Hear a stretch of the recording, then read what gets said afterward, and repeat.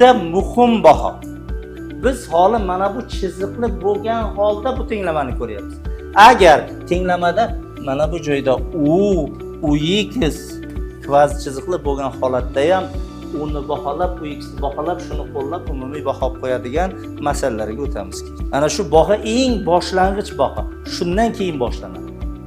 Buni mukammal bilib olishimiz kerak bo'lar ekan.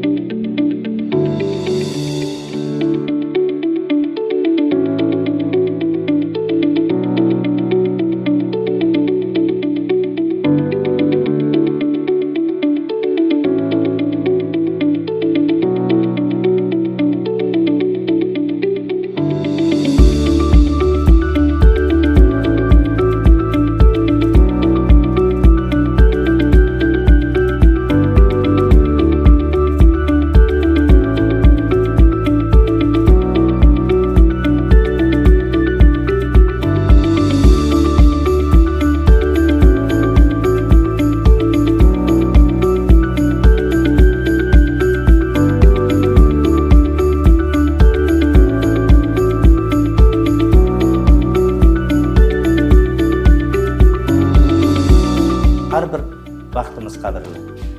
Har bir umrimizning daqiqasi qadrli. Biz o'tayotgan har bir daqiqadan unumli foydalanishimiz kerak.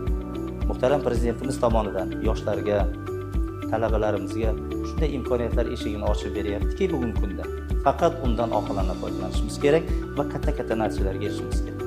Bugun dunyo tajribasiga qarasangiz, Xitoyning dunyoda mana shunday rivojlangan mamlakatlar qatoriga kirishining eng asosiy sababining negizida ilmdir.